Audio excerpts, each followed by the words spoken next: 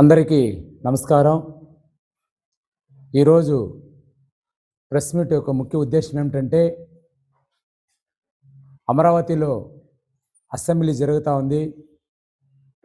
కూటమి ప్రభుత్వం ఎమ్మెల్యేలందరూ కూడా అసెంబ్లీలో కూర్చొని ప్రజలకు ఏం అవసరము, రాష్ట్రానికి ఏం అవసరము, ఏ విధంగా మనం ముందుకెళ్తే ప్రజలకి రాష్ట్రానికి మంచి జరుగుతుందనే ఆలోచనతో వాళ్ళు చర్చించుకుంటూ సమస్యలను పరిష్కరించే విధంగా ముందుకెళ్తున్నటువంటి యొక్క సందర్భంలో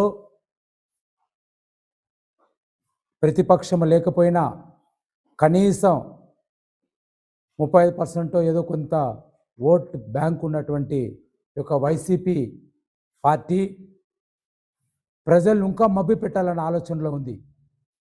దయచేసి ప్రజలందరూ కూడా ఆలోచన చేయండి. ఇలాంటి వాళ్ళకా మనము ఓట్లు వేసేది? ప్రజల పక్షాన్ని పోరాడలేని పార్టీలకు ఓటు వేస్తే అది ఆ ఓటు వేస్ట్ అవుతుంది. దయచేసి ప్రజలందరూ కూడా ఆలోచన చేయండి. ఎందుకంటే ఓట్ బ్యాంక్ ఉంది కదా, మళ్ళీ నేను ఎట్లయినా గెలుస్తాను అని కలలు కంటున్నారు తప్పిస్తే ప్రజలు కనీసం ఇంతమంది మా పక్షాన ఉన్నారు కదా, వాళ్ళ కోసం మనం పోరాడాలా అనే ఆలోచన లేకుండా ఈరోజు ఏదో ఒకటి మాట్లాడాలా, బట్టకల్చి మోగంలో వేయాలా అనే విధంగా ఈరోజు వైసీపీ వాళ్ళు వెళ్తున్నారు. దయచేసి ప్రజలందరూ కూడా అర్థం చేసుకోండి. ఈ యొక్క వైసీపీ పార్టీ కేవలం మభ్య పెడుతుంది తప్పిస్తే ప్రజల పక్షాన పోరాడే పార్టీ కానే కాదు. ఎందుకు ఇది నేను చెప్తున్నానంటే, ఉంది కదా, దాన్ని పట్టైనా మీరు పోయి కనీసం 11 మందే కదా, మీరైనా పోయి కనీసం మాట్లాడచ్చు కదా. సరే, జగన్మోహన్ రెడ్డికి అయితే పాపం అక్కడెక్కడ తిరగాల, ఆయనకు టెన్షన్ ఎక్కువ. మిగతా ఎమ్మెల్యేలైనా పోవచ్చు కదా. గతంలో జనసేన పార్టీలో ఒకే ఒక ఎమ్మెల్యే గెలిచినాడు, ఆయన అసెంబ్లీకి వెళ్ళాడు. పవన్ కళ్యాణ్ గారు ఆయన ఓడిపోయినా కానీ ప్రజల పక్షాన పోరాడినారు. ఆ ఇంకిత జ్ఞానం మీకు లేదనేసి ఈ సందర్భంగా అడుగుతున్నాను. ఏది పడితే అది మాట్లాడి ప్రజల్ని తప్పుదో పట్టించి ఏదో సాధిస్తామనుకుంటే ఖచ్చితంగా మీరు ఇంకా నెక్స్ట్ పడే ఓట్లు కూడా పడవనేసి, ఈ 11 కూడా రాదనేసి తెలుసుకోమని ఈ సందర్భంగా తెలియజేస్తూ, ప్రజలకు విజ్ఞప్తి, తెలుగుదేశం పార్టీ తరపున, కూటమి తరపున దయచేసి రాబోయే రోజుల్లో లేనిపోని కల్లుబిల్లు మాటలు చెప్పి మనంతా ఏదో ధర్నాలు, ర్యాలీలు ఏమేమో హంగామా చేస్తున్నారు కదా, దీనివల్ల ప్రజలకు ఏమైనా ఉపయోగమా? ప్రజలకు ఏమైనా న్యాయం జరిగిందా? నిజంగా డిఎస్సీలు అన్యాయం జరిగింటే వాళ్ళు ఎవరైతే డిఎస్సీలు అన్యాయం జరిగిందో వాళ్ళు ఏమైనా ముందుకు వచ్చినారా? లేదే. మీకెందుకు ఈ తాపాత్రము? లేని దాన్ని చెప్పి నిజం చేయాలనుకుంటే ఖచ్చితంగా అది తప్పే అవుతుంది. కాబట్టి నిజం కాదు. కాబట్టి ఇప్పటికైనా వైసీపీ పార్టీ వాళ్ళు బుద్ధి తెచ్చుకొని ప్రజల కోసం ఏదైనా పోరాడండి. ఊరికే జనాలు ఆమరించాలంటే ఖచ్చితంగా మీకు బుద్ధి, మరొకసారి లోకల్ ఎలక్షన్ వస్తూ ఉంది, ఆ లోకల్ ఎలక్షన్లో ఖచ్చితంగా మీకు మళ్ళీ బుద్ధి చెప్తారనేసి ఈ సందర్భంగా తెలియజేస్తున్నాను. నమస్తే. పేరు నమస్కారాలు తెలుసుకుంటూ, అయ్యా, మాజీ ముఖ్యమంత్రి జగన్మోహన్ రెడ్డి గారు ప్రతిపక్షం హోదా ఉన్నా లేకపోయినా మీరు ఎమ్మెల్యేగా గెలిచినారు. ప్రజలు మిమ్మల్ని ఓట్లేసి గెలిపించి మా పక్షాన పోరాడు, మా కష్ట నష్టాలను నువ్వు అసెంబ్లీలో మాట్లాడని చెప్పి పంపించినారు. ఎవరైనా సరే ప్రజానాయకుడు, ప్రజల చేత ఎన్నుకోబడిన నాయకుడు ప్రజాప్రతినిధి.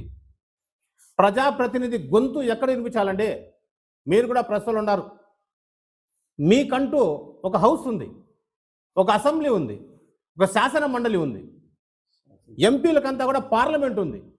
వాళ్ళు పోయేసి ఎందుకు పార్లమెంట్లో ఎంపీలు మాట్లాడతారు, ఎమ్మెల్యేలు అసెంబ్లీలో మాట్లాడతారు? మీరు ఎమ్మెల్యేగా గెలియలేదా? మీకు డిక్లరేషన్ ఫారం ఇవ్వలేదా గవర్నమెంటు? మీకు ప్రజలు ఓట్లేసి మీకు గెలిపించలేదా? అంటే మిమ్మల్ని గెలిపించిన ప్రజలకి మీరు మొగాన పేడేస్తున్నట్లు ఉన్నది ఇప్పుడు. ఎందుకంటే ప్రజల చేత ఎన్నుకోబడిన నాయకుడు నువ్వు ప్రజల గురించి మాట్లాడినప్పుడు ఆ హోదా, ఎమ్మెల్యే అన్న పోస్టును అనర్హుడు. ఎవరైనా సరే, అది మీరు కావచ్చు, మీ పార్టీ వాళ్ళు కావచ్చు, మీరందరూ కూడా అసెంబ్లీలో పోయి ప్రజాపక్షానికి ఎదురుంచే సత్తా ఎవరికి ఉంది? ఎమ్మెల్యే గెలిచిన పార్టీలకు ఉంది. అక్కడ పాలకపక్షం, ఇటు ప్రతిపక్షం. మీరు ప్రతిపక్షంలో పోయి అసెంబ్లీలో గొడవ చేయండి, పాలకపక్షాన్ని నిలదీయండి. మీరు తప్పు చేసిన అడగండి, ప్రజలు మిమ్మల్ని హర్షిస్తారు. హౌస్కే పోరు, అసెంబ్లీకే పోరు, బయట వచ్చి మేమేమో చేసేస్తాము అంటారు. మీరు అక్కడ పోతే కదండి మీరు మంచిగా చెడు తెలిసేది. ఏదైనా దొంగతనం జరిగితే మనం పోలీస్ స్టేషన్ పోయి కంప్లైంట్ చేస్తాం, పోలీసులు యాక్షన్ తీసుకుంటారు. రోడ్లను నోరు కొట్టుకుంటే ఏం చేసేది వాళ్ళు? ఎవరన్నా వస్తారా? ఆ మాదిరి మీరు అసెంబ్లీకి పోయేసి ప్రతి పాలక పక్షం ఏమి తప్పు చేస్తూ ఉంది అనేది ప్రతిపక్షము వాదించడానికి మీకు అవకాశం ఉంది. మీరు అక్కడ పోయి మాట్లాడండి. అంతెందుకు మన డిఎస్సి గురించి ఇంత మాట్లాడతారు మీరు. డిఎస్సి గురించి మీరు పోయి అసెంబ్లీలో మాట్లాడండి, అక్కడ మాట్లాడరు. ఎందుకంటే అక్కడ మాట్లాడితే మీకు కరెక్ట్ అయిన సమాధానం వాళ్ళు చెప్తారు, బయట మాట్లాడితే ఏం ప్రయోజనము? అదొకటి. రెండోది, శాసన మండలిని రద్దు చేయాలని చెప్పిన నాయకుడు ఎవరన్నా ఉన్నారంటే అది జగన్మోహన్ రెడ్డి గారు. ఈరోజు అసెంబ్లీకి పోరు, శాసన మండలికి పోతారు. మీకు అంత ఇంట్రెస్ట్ ఏమి శాసన మండలి పైన రద్దు చేయాలని చెప్పి ఆనాటి శాసన మండలి చైర్మన్ షరీఫ్ గారిని నోటికి వచ్చినట్లు మాట్లాడే నాయకులు మీరు కాదా? మళ్ళీ ఆ శాసన మండలి పైన మీకు సిగ్గులేదా? మీరు కరెక్ట్ అయిన నాయకులు ఉంటే శాసన మండలి మీరు పోకూడదు, రద్దు చేయండి చెప్పినారు కదా, మాకు వద్దు అన్నారు కదా, వానికి నోటీస్ తిట్టినారు కదా.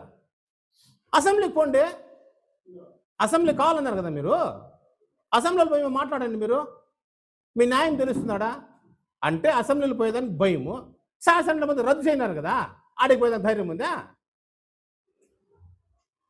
చెప్పండి నాయకులున్నారా?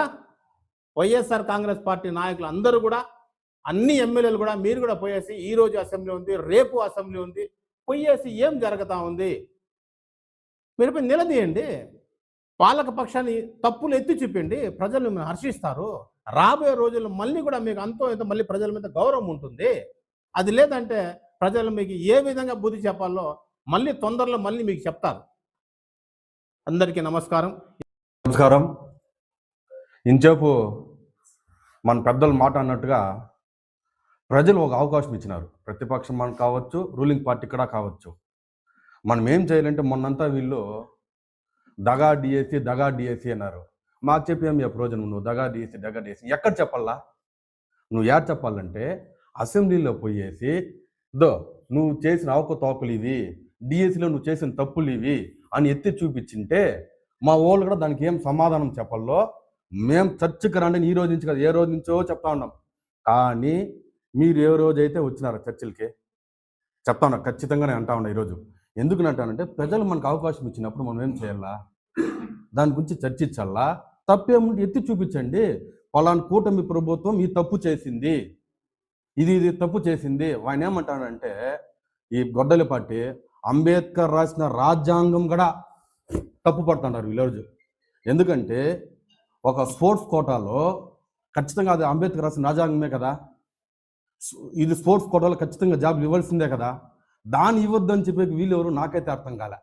అంటే మీరు అంబేద్కర్ రాజ్యాంగాన్ని కూడా తప్పు పడుతూ ఉన్నారా? మళ్ళీ ఇంకోటి అంటారు మావిగన్ అంటారు. పోనీ మీరు మావిగన్ అంటున్నారు కదా, మావిగన్ అంటారు, డిఎస్పీ తప్పులు అంటారు. రాండి అసెంబ్లీ రాండి, మావిగన్ గురించి చర్చించండి. మీదే న్యాయం అదే పెడతాం మావిగన్నే. దానికి రారు, రోడ్లో కూర్చుంటారు, రిలే నిరాదీక్షలు అంటారు. నాకు తెలిసి జంజీలు అంటే 1995 పైన ఉండేవాళ్ళు జంజీలు. నాకు తెలిసి ఆడవారు అంతా 1947లో ఉండారు. నాకు తెలుసు అది జంజీ కాదు, జేజీలు అటు ఉండేదంతా. జంజీలు అయితే ఖచ్చితంగా కానే కాదు అని అంటా ఉన్నా. మళ్ళీ అదేవిధంగా ఈ కూటమి ప్రభుత్వం మొన్న డెవలప్మెంట్లో మీరే చూస్తూ ఉన్నారు.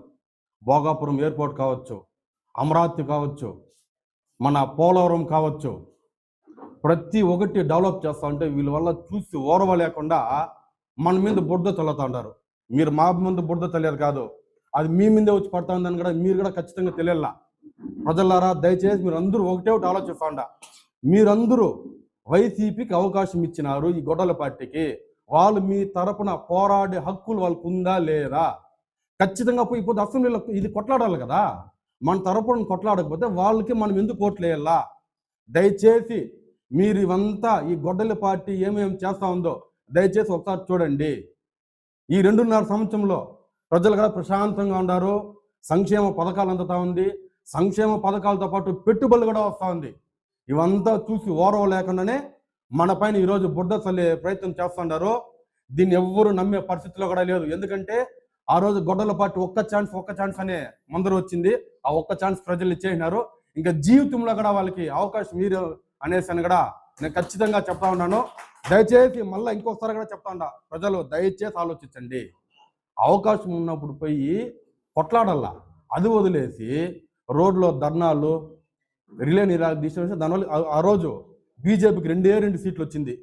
ఆ రోజు పోయి పార్లమెంట్లో పోయి కాంగ్రెస్ ప్రజల తరఫున కొట్లాడలేదా? 2019లో తెలుగుదేశానికి 23 సీట్లు వచ్చింది. చంద్రబాబు నాయుడు గారిని ఎంత అవమానించినా, ఎంత ఇది కుల్లబొడిచినా కూడా ఆ రోజు చంద్రబాబు నాయుడు ప్రజల పక్షం నిల్లేదా? నిలిచి మళ్ళా ప్రజల కోసం పోరాడి మళ్ళీ ఈ పొద్దు 164 సీట్లు తెచ్చుకున్నాడు కదా. ఇది ప్రజాపక్షం అంటే. ఇలా అదిదే కాకుండా ఈరోజు అసెంబ్లీకే రాకుండా దాంకొని తిరుగుతా ఉన్నారంటే మిమ్మల్ని ఏమనాలా? అంటే మీరు వచ్చే డీసీ గురించి మేము ఎత్తటాం, ఇది నాయనా ఇది సమస్య, మేమేం తప్పులు చేయడం ఎత్తి చూపించండి, మేము మొత్తం ఎత్తి ప్రూఫ్తో సహా చూపిస్తాం. మావిగన్ అన్నారు, మావిగన్ పెట్టే పనికి రాదనైనా అమరావతి ఇందుకు పెట్టాలా అని మేము ఎత్తి చెప్తాం. దానికి మీరు రాకపోతే అంటే తప్పు మీరు ఉన్నట్టే కదా. ఇంకా కూడా మించి ఏమీ పోలేదు. మళ్ళీ రేపు కూడా ఉంది, మొన్నాడు ఉంది. దయచేసి ప్రజల పక్షాన మీరు పోయి మీ గొంతు వినిపించండి, ప్రజలకు న్యాయం చేయండి. కూటమి ప్రభుత్వం ఏమన్నా తప్పు చేసింటే కూడా నిలదీయండి, తప్పేముంది?